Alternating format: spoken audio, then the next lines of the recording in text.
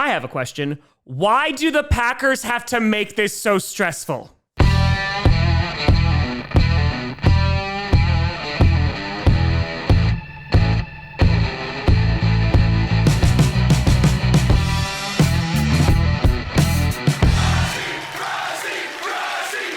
Grossi Posse Packer Nation. Welcome to an episode of Packcast, the podcast where you don't have to be a Packers fan, but it sure does help. I'm your host, Tom. Yep, that blood pressure is still coming down, Grossi. And today, we're going to be talking about the Green Bay Packers defeating the Cincinnati Bengals with a score of 27-18. And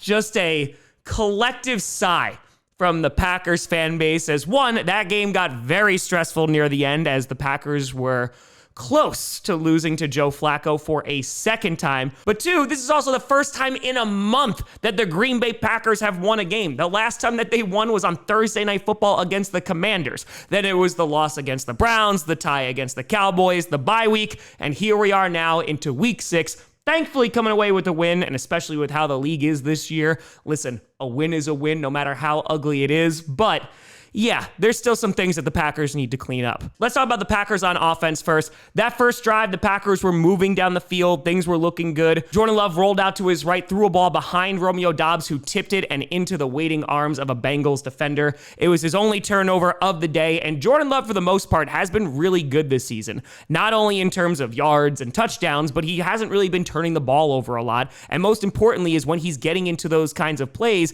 he's throwing the ball away more and more. At least he started that in the beginning of the year, and so unfortunately just a bad decision for Jordan Love. But overall, had a pretty solid day. 19 for 26, 259 yards, a touchdown and interception, was only sacked one time. Both Aaron Banks and Zach Tom were back in the lineup this week. No Anthony Belton, and at times that offensive line definitely did not look its very best. There were times that Jordan Love had pressure in his face or the running lanes were not open, especially in the first half of this game.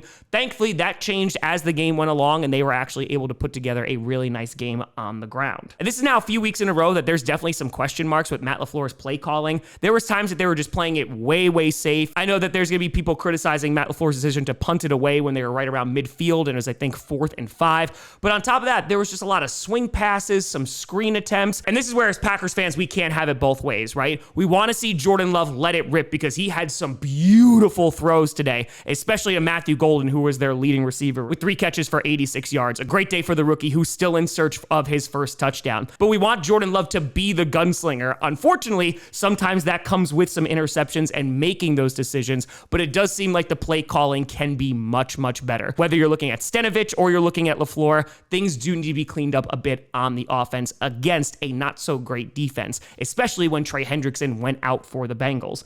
But let's talk about the good news on the ground game. Josh Jacobs, 18 carries for 93 yards and 2 touchdowns. He also caught 5 catches for 57 yards. He was averaging 5.2 yards per carry, and this was the best game of the season for Josh Jacobs, both in terms of average yards, but also being able to find the end zone twice. And it really felt like as the game was going along and it was getting longer, going into the fourth quarter, that's when Josh Jacobs really came alive. That last touchdown run, he just ran through that defense. The offense did a really nice job opening some run lanes, and he was just not going to be stopped. I mentioned Matthew Golden was their leading receiver. Tucker Kraft was the other player who had a touchdown today.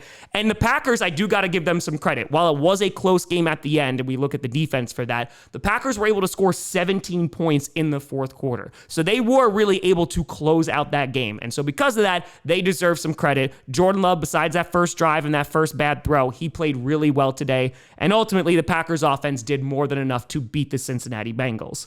Now, let's talk about the defense. We were flabbergasted when they allowed 40 points against the Cowboys in just an atrocious defensive performance. And Micah Parsons before this game was like, hey, we need to go and dominate this team. It's Joe Flacco, who's not very mobile, behind a bad offensive line. And unfortunately, the only sack of the day was from Lucas Van Ness. Now, the Packers were definitely missing Devontae Wyatt in the middle. They missed him after he left the Cowboys game, and that defense was significantly worse. They were missing him today. As Chase Brown, the Bengals running back, quarterback who has not really gotten anything going, he was able to find his footing a little bit. He had 9 carries for 42 yards. However, the Packers were able to hold the Bengals to a total of 55 rushing yards. It was really Joe Flacco who was able to get things going and get them back into the game. Not only did they hold the ball for over 10 minutes in the third quarter, eventually leading to a touchdown on 4th down at Tanner Hudson, but Flacco, 29 for 45, had 219 yards and 2 touchdowns. And while there were definitely some times where Micah Parsons almost was able to get after him, where is this pass rush? And I think that's been the big question over these past couple of weeks, the last 3 weeks really, because the Browns don't really have the best offensive line. The Bengals definitely don't.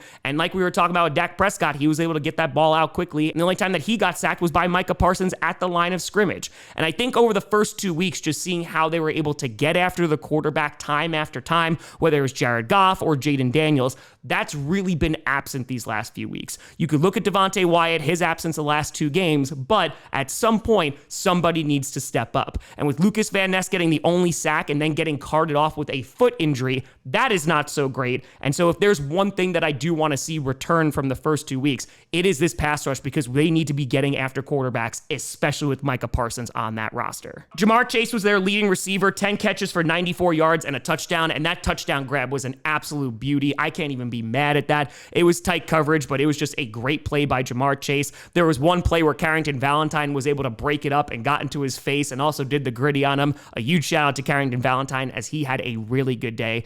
And as for the special teams, Savion Williams had some really nice returns, but the one guy we really need to shout out is Lucas Havrasik, the new kicker that we just signed, as McManus was dealing with an injury going into this game. McManus did warm up, but they did not let him play. I'm sure they're just being cautious. But Havrasik went 2 for 2 on field goals, was perfect on his extra points, had a long field goal of 43, and you can't complain about that, as the Packers, when Mason Crosby left, had plenty of kicker woes, and those field goals were super duper important today, so you gotta give a shout out to Havrasik, because he played a really good game. And so now what's next for the Packers? They're gonna be taking on the Arizona Cardinals next Sunday, which is another winnable game. The Cardinals, who definitely looked better with Jacoby Brissett today, they fell to the Colts, and they have not been having a very good season. And so this is another game that the Packers should be able to win. I don't want to say with ease, but it's going to be expected that they should win this football game. And then the following week, they have Sunday Night Football against Aaron Rodgers and the Steelers, who have been looking real good as of late, which is going to be a challenge. And so now, where are we sitting? We come out after the bye, which LaFleur definitely does not have the best record after the bye, with a win. And like we were talking about, especially this season, ask the Dallas Cowboys, a win is a win and you will take it. However, not a real dominant performance by the Packers. The offense came alive at the very end of that game. They were able to score a bunch of points and be able to close that game out. But I think it's very easy to say that the Packers do need to clean things up. That pass rush has to be better. When Belton is back, hopefully we'll have a fully healthy offensive line. We'll see what the injury is to Lucas Van Ness. But overall, the Packers escape with a win. Even though they were up 10-0, they did not blow that to Joe Flacco, because honestly, I don't think I would have survived the memes. But let me know what you think down in the comments below about this game. You know, I saw me at TomGrossiComedy.com, and a big shout out and thank you to all the Patreon and YouTube members for supporting this channel. And thank you so much for watching. I'm Tom Grossi. And as always, go Pack Go.